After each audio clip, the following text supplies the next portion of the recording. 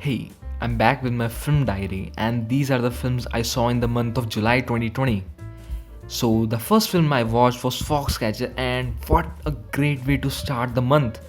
To be honest, for the first 30 minutes, I was unappreciative of the film, but then after 30 minutes, some crazy things happened, and which pulled my attention towards itself.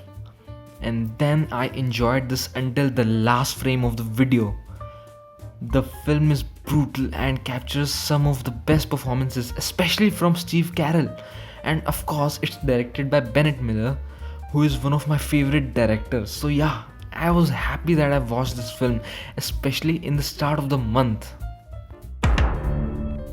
And then I watched the 1995 film 12 Monkeys by Terry Gilliam, and it was my first Terry Gilliam, so I was excited and I loved this film. The tone and the atmosphere which this film depicts is so unique to see in an American film. The film made me think about it for the next few days, and one more reason to watch this film is for the great performances by Brad Pitt and Bruce Willis. And then I watched my first Kurosawa, and I always wanted to make Throne of Blood my first Kurosawa, and I am really happy that I did it. Or while watching, I realized that this was an adaptation of Macbeth.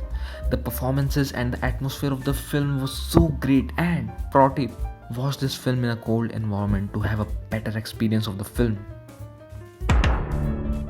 And then I continued watching my half pending Some Like It Hot. I was not a quite fan of the humor for the first half of the film, that's why I turned it off. But in July, I continued the film again, and I can say that definitely the humor and comedy of the second half is so great. And then I watched 1917. Although how great the film is and how great the cinematography is, but I still have mixed feeling about it. Like everything seemed like so smooth and staged, which you do not expect from a war film.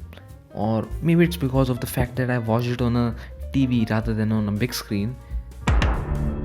And then I watched Never Rarely Sometimes Always, and I liked it.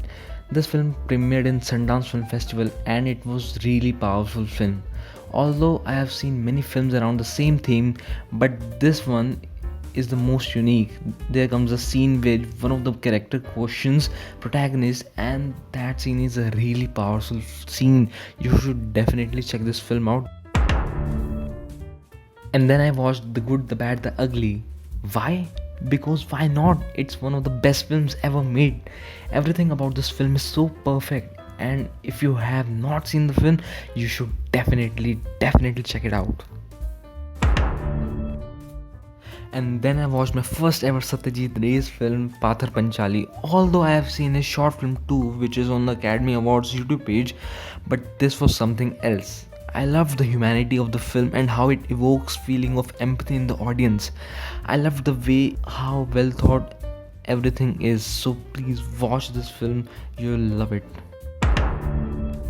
And then I watched The Darjeeling Limited by Wes Anderson, and I loved the film. Although I can say that many of the scenes were a bit too stylized, but hey, he is Wes Anderson and he's allowed to do that. It was so refreshing experience to look India in a new perspective. So yeah, check this film out. And then I watched The Wizard of Oz, and why I shouldn't. Although I am a bit too old for the film, but I still loved this happy and beautiful film. So you should definitely check it out. And then I got to catch up with Werner Herzog's new documentary Family Romance LLC. And it was so terrifying and horrifying experience, and it gave many shocks about human relationships. Must watch, one of the best from Werner Herzog's. And then I watched Love by Gaspar Noé, and it was good. And then I rewatched one of my favorite documentary, Love and Tosha, and I also made a recommendation video about it, and I think you should definitely check this documentary out. And then I rewatched 1917, but this time on a slightly bigger screen, and I can gladly say that the experience really grows when you watch this on a bigger screen. So yeah, I loved it, and you should definitely check it out. And then I watched Beast of the Southern Wild, one of the most unique films about environment and man's relationship with nature. A really great and a must watch film. You should definitely check it out. And then I watched Girl. I know it's a bit controversial film because of its stakes, but like Pathar Panchali, this film also evokes empathy, and it should be made basics in school to inculcate the values of empathy. And then yes, I finally watched Junoon, and it was a great musical journey captured through the lens of Paul Thomas Anderson. I really loved the album as well, and I immediately added it to my playlist. And then I watched Portrait of a Lady on Fire, and there were many things which I liked and I pinpointed. There were many details filled in the films like cinematography, female gaze, and all of that. You should definitely check this film out. One of the best from 2019. And then I watched my first ever Ingmar Bergman's film, Autumn Sonata, and I loved it. The performances were great, the tone and atmosphere was great, and everything just elevates toward the final outburst. That was just perfect. And then I watched Bottle Rocket, short film by Wes Anderson, and more than entertaining, it was just insightful about the mind and the process of Wes Anderson.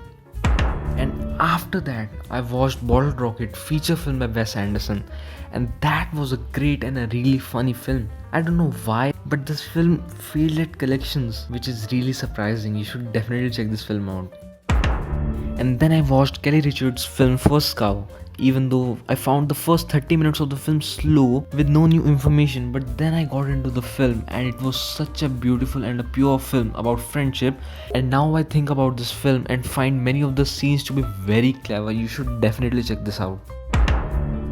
And then after watching a lot of short films by Jim Cummings, I watched his feature film Thunder Road and I loved it, and it was so inspiring for people like us, and I really loved and liked the film. You should definitely check it out. And then I watched Palm Springs, a Hulu original. I liked the film as it was about post-adolescence coming of age story, which is really hard to see in today's time. I love the fact that both the characters balanced each other and Andy Samberg never really overpowered Christian Milioti. It was nice comedy film and I really enjoyed it. And then I watched Mysterious Skin, and it's a really discomforting film and it has some of the best use of music and camera. This was the last film which I saw this month, and you should definitely check it out because this film will make you so uncomfortable. Check this film out.